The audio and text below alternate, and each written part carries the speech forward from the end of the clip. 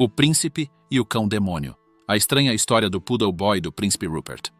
Neste vídeo, vamos investigar as curiosas alegações de que o principal comandante da cavalaria de Carlos I, na Guerra Civil, era protegido por um demônio disfarçado de poodle. Entre as celebridades menores da Guerra Civil inglesa, poucas mantêm o prestígio contemporâneo do cachorro do Príncipe Rupert, chamado de Boy. Caracterizado pelos polemistas da década de 1640 como um cão feiticeiro aliado do diabo, Boy foi reintroduzido ao mundo pelo jornalista vitoriano Elliot Warburton em seu Memoirs of Prince Rupert and the Cavaliers, do ano de 1849, e desde então, sua reputação só cresceu. Depois de ser mencionado em dezenas de livros e artigos acadêmicos, incluído como personagem secundário em pelo menos 3 romances históricos e até mesmo retratado em 2 filmes, Boy recentemente alcançou a consagração máxima. Foi solto nas salas de aula do Reino Unido. Em uma edição de The Slime Stewards, parte da popular série Horrible Histories de Terry Deary, os leitores recebem um relato conciso da vida de Boy, no qual são informados de que os cabeças redondas tinham medo dos poderes demoníacos do cachorro. As palavras de Deary, embora claramente destinadas a divertir e entreter, refletem fielmente a maneira como Boy tem sido representado em muitas histórias populares da Guerra Civil Inglesa. No entanto, os autores dessas histórias foram induzidos ao erro, pois a visão de Boy que as palavras de Deary exemplificam é simplesmente a perpetuação no século XXI de uma farsa do século XVII. A estranha história do cachorro de Príncipe Rupert começou em 1638, quando Rupert do Reno, o jovem sobrinho de Carlos I da Inglaterra, foi capturado na Batalha de Vlotho, na Alemanha, por forças católicas austríacas. Alguns soldados austríacos alegaram que não conseguiram matar ou ferir o príncipe, apesar de terem atirado nele 2 vezes a queima-roupa. Como resultado, começou a se espalhar o boato de que Rupert era invulnerável a balas, ou à prova de tiros. A crença de que era possível tornar-se à prova de balas por meios ocultos era bastante comum nas terras germânicas naquela época, e Rupert estava longe de ser o único contemporâneo a quem tal habilidade era atribuída. Levado para a Áustria por seus captores, Rupert foi aprisionado no castelo de Linz, onde permaneceu por algum tempo. Na esperança de animar o príncipe, o conde de Arundel, um velho amigo da família, enviou-lhe um cachorro para lhe fazer companhia. Praticamente nada se sabe com certeza sobre esse animal, mas acredita-se que fosse um poodle de caça de uma raça rara. Quando Rupert finalmente foi libertado do castelo de Linz, em 1641, presumivelmente levou seu novo companheiro com ele. Mas o cachorro não volta a aparecer nos registros históricos até mais de um ano depois, época em que o próprio príncipe já estava envolvido na Guerra Civil Inglesa. No início da década de 1640, Carlos I e seus opositores no parlamento estavam presos em uma luta política cada vez mais amarga. Após tentar, sem sucesso, prender seus principais críticos, Carlos acabou abandonando a capital em janeiro de 1642 e convocou seus súditos leais a ajudá-lo contra os rebeldes, em Westminster. Rupert prontamente atendeu ao chamado do tio e, em agosto, foi nomeado general da cavalaria realista.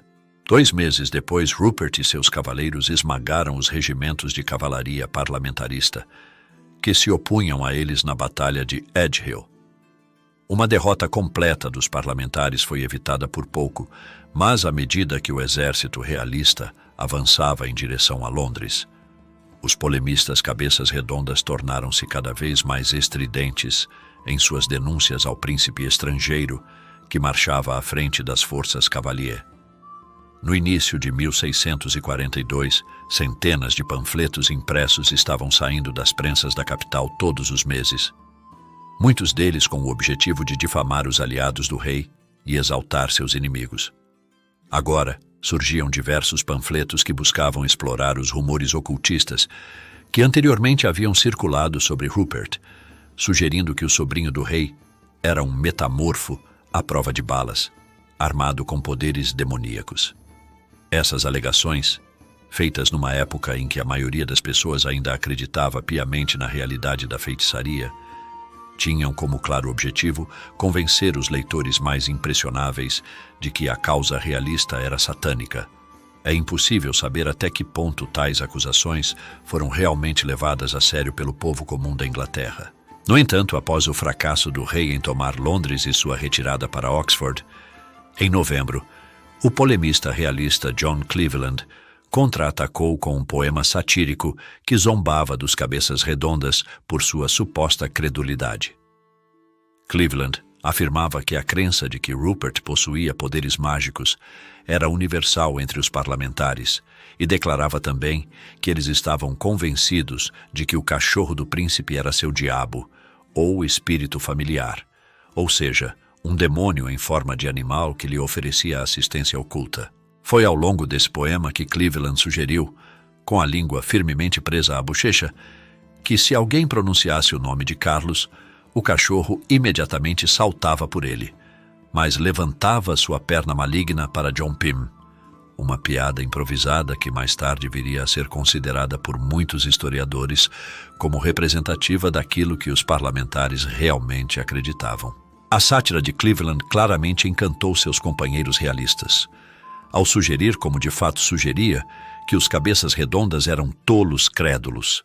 E em janeiro de 1643, os partidários do rei já eram vistos brindando a saúde do cachorro de Príncipe Rupert. O poema provocou tanta diversão que, pouco tempo depois, um escritor realista anônimo tentou capitalizar sobre seu sucesso, compondo um panfleto inteiro sobre o animal.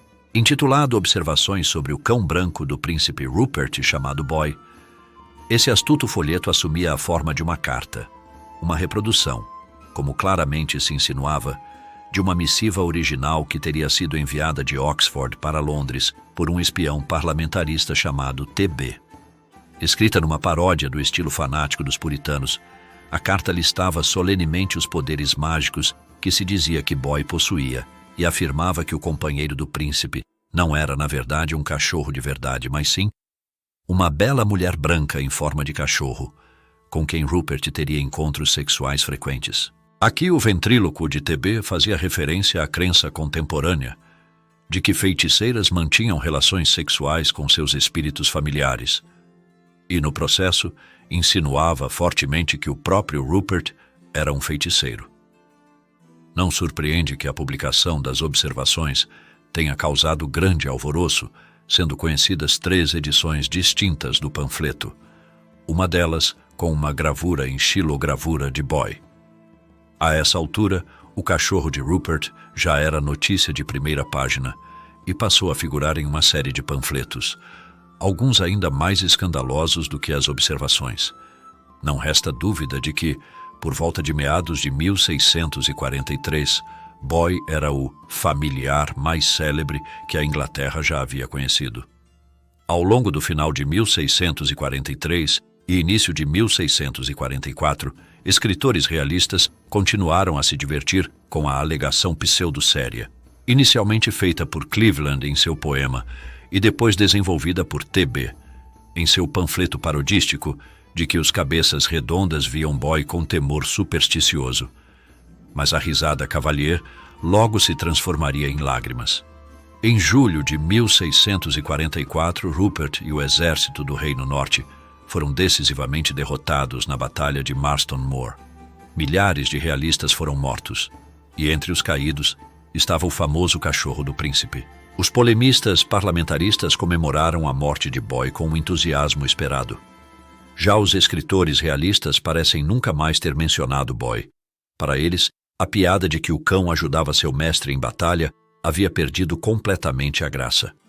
Apesar das afirmações dos propagandistas realistas e de muitos estudiosos posteriores que foram enganados por seus exageros, há poucas evidências de que a crença de que Boy era um espírito familiar fosse realmente disseminada entre os parlamentares. Ainda assim, as referências repetidas a Boy na literatura efêmera da época claramente ajudaram a dar mais visibilidade ao conceito de familiares no imaginário popular, enquanto as alegações frequentes de que Rupert possuía poderes sobrenaturais foram, sem dúvida, acreditadas por ao menos parte da população comum que teve contato com elas. Os relatos bizarros que circularam sobre Rupert e seu cão quase certamente ajudaram a alimentar a crescente ansiedade popular sobre a feitiçaria que se tornou evidente ao longo da década de 1640. Pode-se até dizer que eles contribuíram para a grande caça às bruxas inglesa de 1645 a 1647, liderada por Matthew Hopkins, o autoproclamado caçador-geral de bruxas, que perseguiu dezenas de supostas feiticeiras na região parlamentarista de East Anglia. No auge desse pânico, é curioso notar que James More, um homem de Suffolk suspeito de feitiçaria, testemunhou que ele e um parente haviam enviado 3 diabretes, ou familiares, para ajudar o príncipe Rupert anos antes. O testemunho de More mostra como as histórias sobre Rupert e Boy, originalmente inventadas para fins propagandísticos em Oxford e Londres, haviam chegado às vilas do interior da Inglaterra, onde foram incorporadas por alguns à sua visão de mundo ocultista. Assim, a propaganda política partidária colidiu com a crença popular em bruxaria, produzindo estranhas novas fusões. Em 1646, a causa realista entrou em colapso e Rupert partiu para o continente.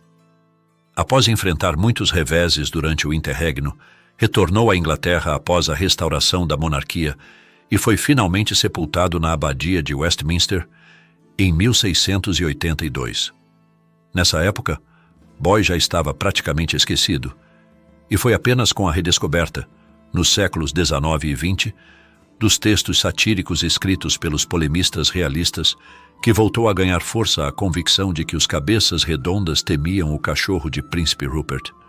Quão encantado teria ficado John Cleveland ao saber que a lebre, ou talvez devêssemos dizer o cão-demônio, que ele pôs a correr em 1642 a 1643, ainda estaria minando a reputação dos cabeças redondas mais de 350 anos depois. Você gostou do vídeo? Ative o sininho para receber notificações toda vez que um vídeo for lançado.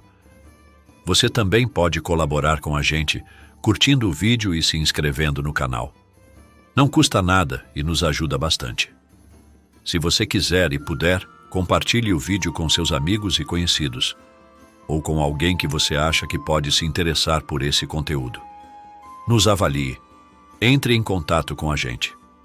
Faça comentários. Diga o que você achou do vídeo e do conteúdo. Sua opinião é muito importante para nós. E não esqueça de voltar. Nos vemos em breve. Um forte abraço. Até lá!